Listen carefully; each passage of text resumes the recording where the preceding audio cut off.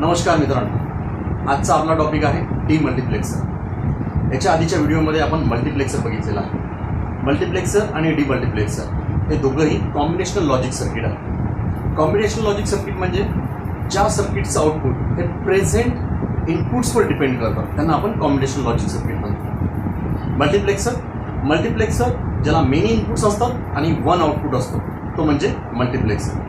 तर डीमल्टिप्लेक्सर हा मल्टिप्लेक्सरच्या exact opposite आहे। डीमल्टिप्लेक्सरला सिंगल इनपुट असतो आणि मेनी आउटपुट्स असतात, तर त्याला आपण डीमल्टिप्लेक्सर। मल्टिप्लेक्सरलाच आपण डाटा सिलेक्टर असंही म्हणायचो, तर या ठिकाणी डीमल्टिप्लेक्सरला आपण डाटा डिस्ट्रीब्युटर असं म्हणू शकतो। तर बघूया आपण मल्टिप्लेक्सरची ब्लॉक डायग्राम। यामध्ये एक सिंगल डाटा इनपुट दिलेला आहे आणि मल्टिपल आउटपुट्स आहेत, म्हणजे मेनी आउटपुट्स आहेत। आता हे मेनी आउटपुट्स आणि हा दिलेला जो डाटा आहे, तर हा डाटा कोणत्या आउटपुटला सिलेक्ट करायचा आहे किंवा कोणत्या आउटपुटला द्यायचा आहे याचं काम असतं, ते म्हणजे सिलेक्ट लाईनचं। सिलेक्ट लाईन विल डिसाईड की याच्यातली कोणती आउटपुट लाईन आपल्याला सिलेक्ट करायची आणि मग तो डाटा हा त्या सिलेक्ट लाईनला फॉरवर्ड करायचा। अशा प्रकारे सिलेक्ट लाईन ही एक आउटपुट लाईन डिसाईड करणार आणि डाटा हा त्या दिलेल्या आउटपुट लाईनला कनेक्ट करणार। या ठिकाणी इनेबल जसं मल्टिप्लेक्सरमध्ये आहे तसंच इनेबल आपण डीमल्टिप्लेक्सरमध्येही असतो। इनेबल म्हणजे जोपर्यंत आपण इनेबलला सिग्नल देणार नाही तोपर्यंत डीमल्टिप्लेक्सर हा कोणताही आउटपुट आपल्याला देणार नाही। इनेबल हा जसा आपल्या मोबाईलमध्ये आपण जोपर्यंत मोबाईलला इनेबल करत नाही तोपर्यंत मोबाईल कोणतंही फंक्शन परफॉर्म करू शकणार नाही, तशाच प्रकारचं एक कनेक्शन आपण डीमल्टिप्लेक्सरलाही दिलेलं आहे।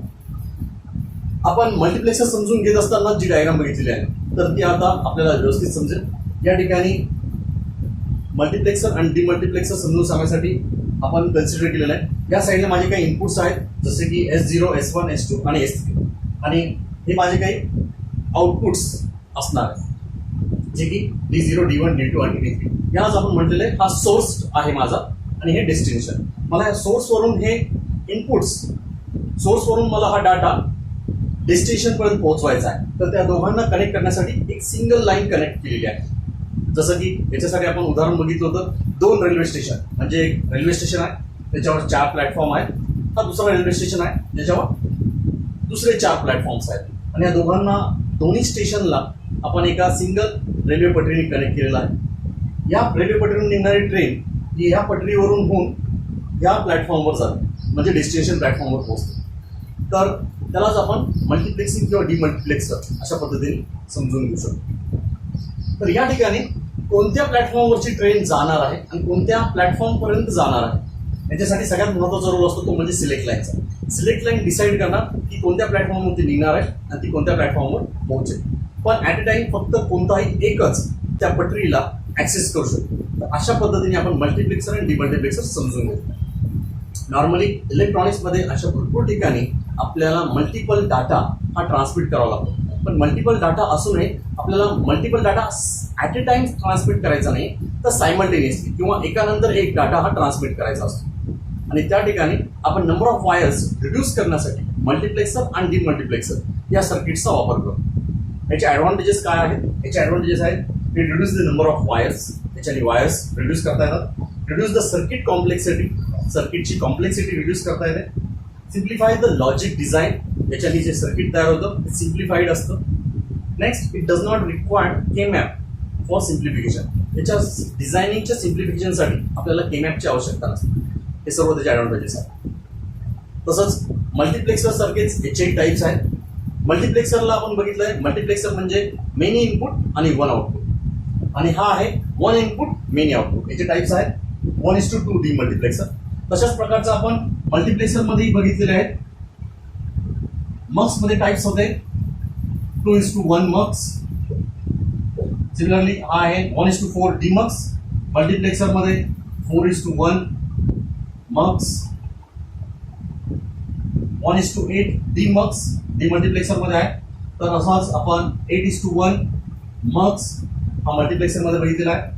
नेक्स्ट 1:16 डीमक्स, तसंच 16:1 मक्स। म्हणजेच जशा प्रकारचे मल्टिप्लेक्सर्स आहेत तशाच प्रकारचे डीमल्टिप्लेक्सरचे टाईप्स आहेत अँड सो ऑन। तर याचा अर्थ आपण कधीही सर्किटमध्ये वापरत असताना जर एकदा मल्टिप्लेक्सर वापरलेला आहे तर आपल्याला दुसऱ्या एंडला डीमल्टिप्लेक्सर सर्किट हे आपण कंपल्सरी वापरत असतो. तर आजच्या या व्हिडिओमध्ये आपण डिझाईन करणार आहोत 1:2 डीमक्स. आता आपण डिझाईन करणार आहोत 1:2 डीमल्टिप्लेक्सर. याच्या आधी जेव्हा आपण मल्टिप्लेक्सर डिझाईन केला होता तर त्यावेळेस आपण एक फॉर्म्युला बघितला होता, तर तो होता n = 2⁴m. तर या ठिकाणी पण हा फॉर्म्युला ॲप्लिकेबल आहे. फक्त मल्टिप्लेक्सरमध्ये n हा माझा नंबर ऑफ इनपुट लाईन्स होत्या, या ठिकाणी n म्हणजे माझा नंबर ऑफ आउटपुट लाईन्स आहे.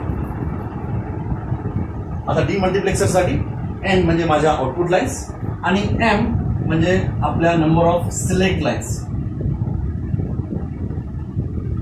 आता आपल्याला डिझाईन करायचं आहे 1:2 डीमक्स. तर याचा अर्थ माझ्या आउटपुट लाईन्स आहेत 2 = 2 to the power how much, म्हणजे या ठिकाणी 2 होऊ शकतं, तर त्याचा अर्थ आहे 2 to the power 1 म्हणजे आपले 1:2 डीमक्स.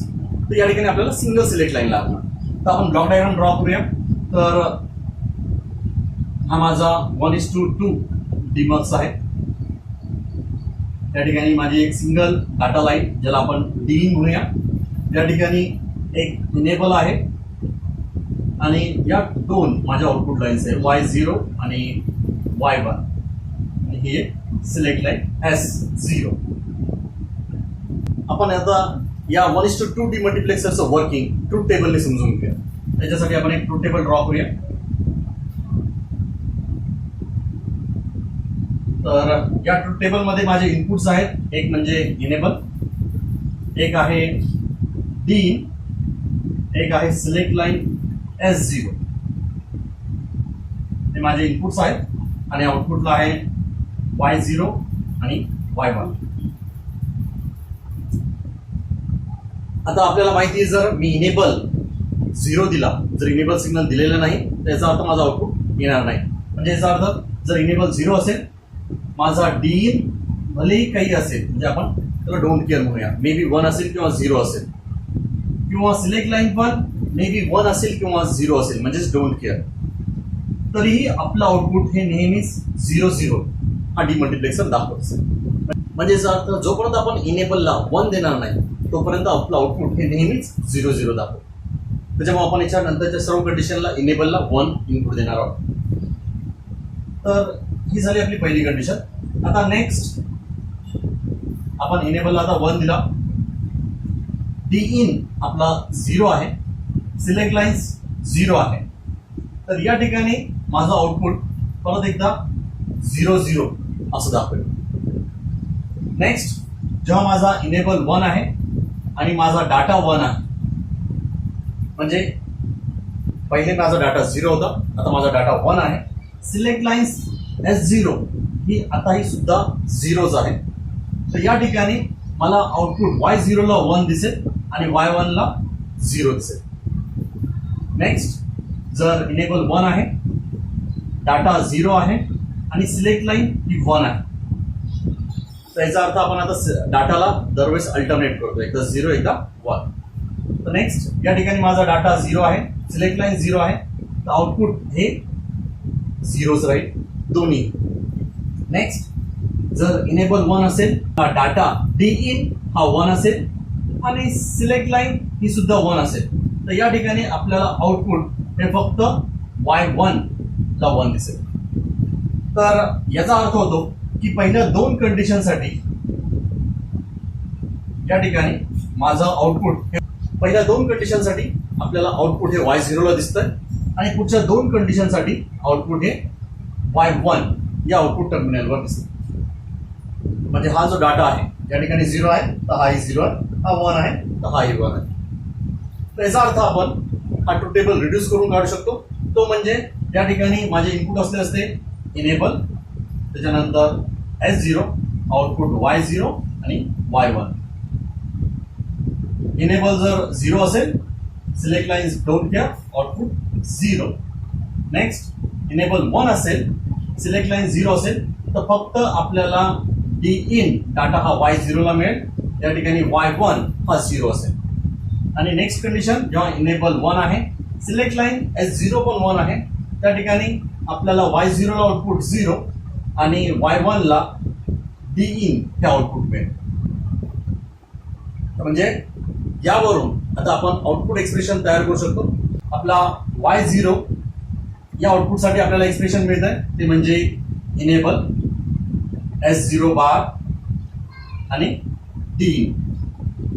म्हणजे D in 0 असेल तर आउटपुट 0 येणार, जर D in 1 असेल तर 1 येणार. नेक्स्ट y1 साठी हे एक्सप्रेशन आहे. y1 याच्यासाठी हा आहे इनेबल S0 D in. तर हे दोन आपल्याला आउटपुट एक्सप्रेशन मिळालेले आहे y0 आणि y1. याच्यावरून आपण लॉजिक डायग्राम डिझाईन करू शकतो. तर या ठिकाणी माझी लॉजिक डायग्राम आहे.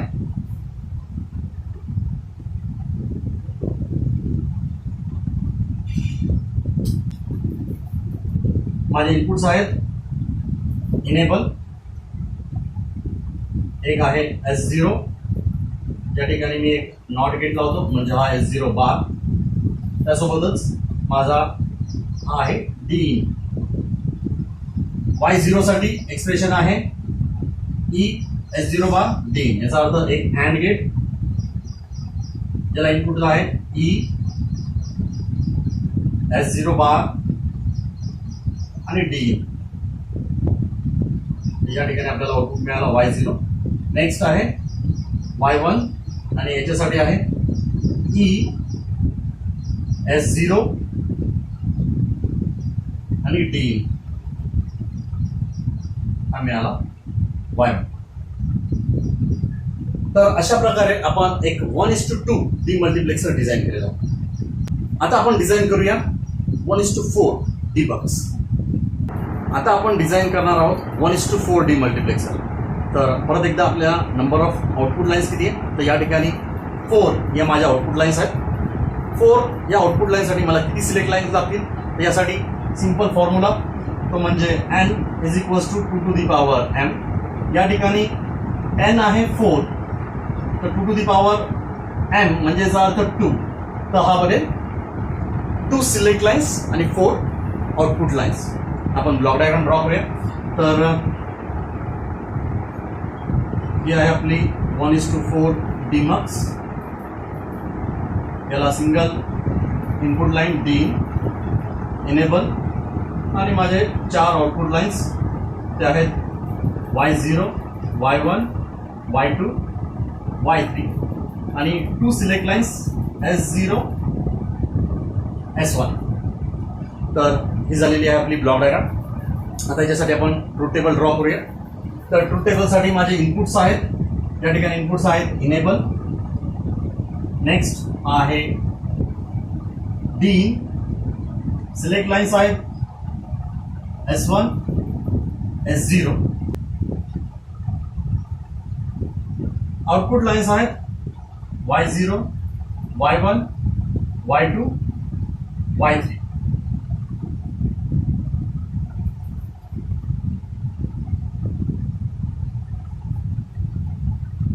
तर सगळ्यात पहिली कंडिशन म्हणजे जर माझा इनेबल हा 0 आहे, जर आपला इनेबल 0 असेल आणि D in इनपुट हा 1 असेल किंवा 0 असेल, सिमिलरली माझी सिलेक्ट लाईन 0, 0 किंवा कोणतीही कंडिशन असेल, या ठिकाणी मी D in select lines S1 आणि S0 या दोघांनाही डोंट केअर दाखवलं. म्हणजे हे मे बी 1 असू शकतात किंवा 0 असू शकतात.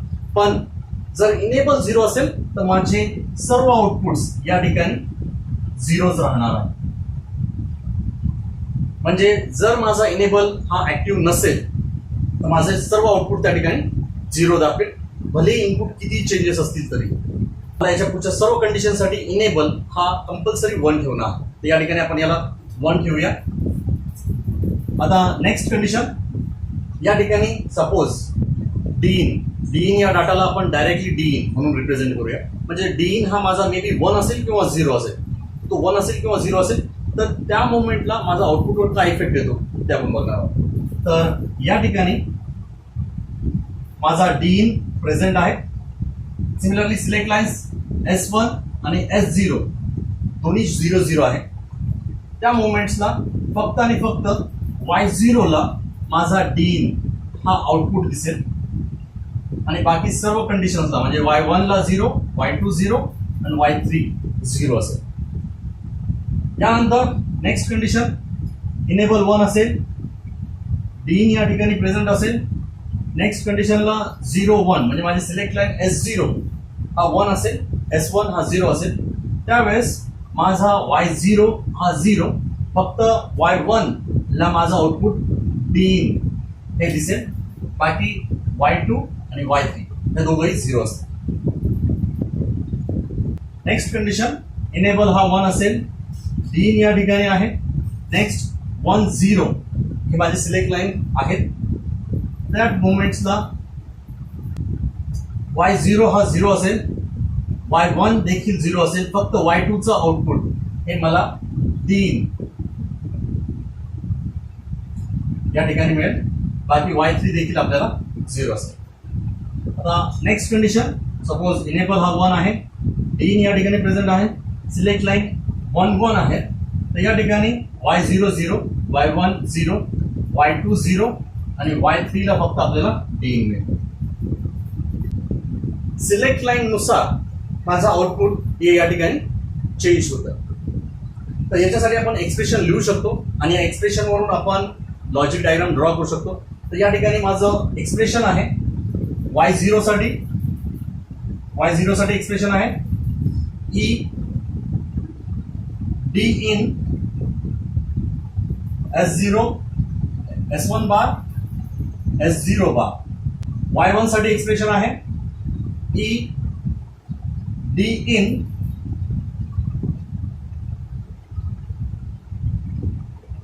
S1 बार S0. Y2 साठी एक्सप्रेशन आहे E DIN